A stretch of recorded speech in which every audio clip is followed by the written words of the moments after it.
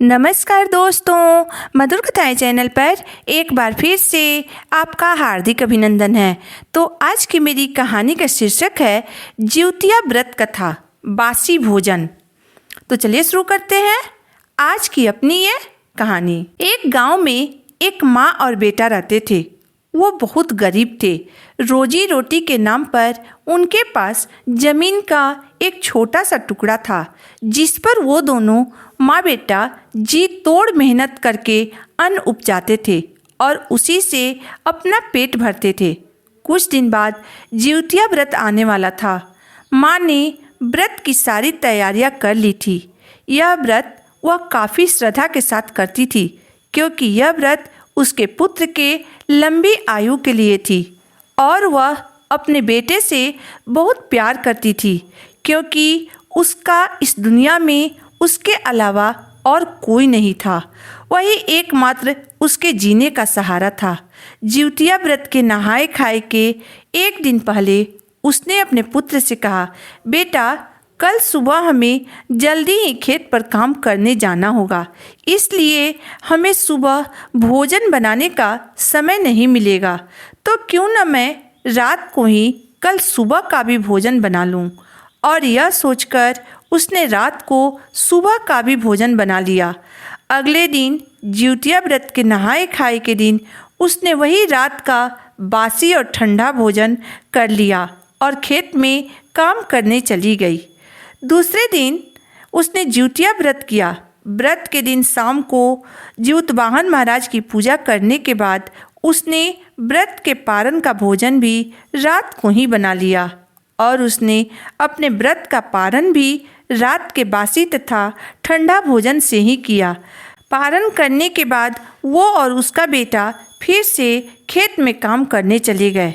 उस दिन उसके व्रत के नहाए खाए और पारण बासी तथा ठंडा भोजन से करने के कारण गरुड़ देवता यानी जिउतवाहन देव काफ़ी नाराज हो गए और उन्होंने विशाल अजगर का रूप धरकर उसके बेटे को निगल गए। बेटे को अजगर द्वारा निगलते हुए देखकर वह बूढ़ी माँ दहाड़ मार कर रोने लगी और रोते हुए अपने घर आई।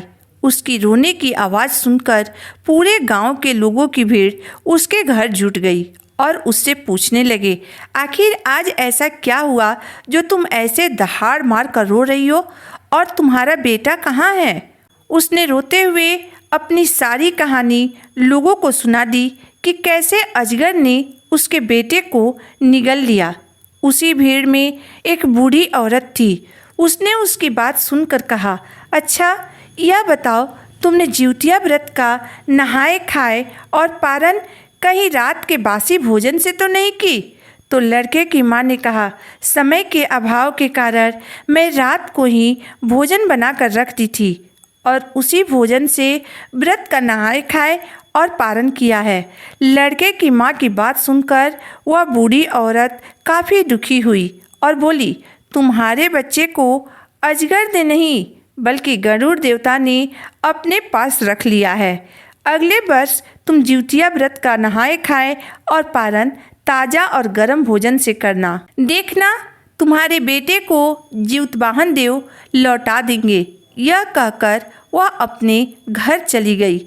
इधर लड़के की माँ पूरे 1 साल तक अपने बेटे के लिए रोती तड़पती रही। 1 साल बाद जब जिउतिया का व्रत आया तो उसने पूरी भक्ति और श्रद्धा के साथ व्रत किया तथा व्रत का नहाए खाए और पारण उसने ताज़ा और गर्म भोजन से किया। जैसे ही उसका व्रत पूरा हुआ, उसका पुत्र माँ माँ कहते हुए वापस घर आ गया।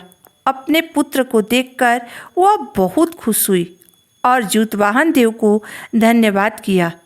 इसलिए दोस्तों, मैं अपनी सभी माताओं और बहनों से यही आग्रह करूंगी कि जिउतिया व्रत का नहाए खाएं और पारण हमेशा ताज़ा और गर्म भोजन से ही करें।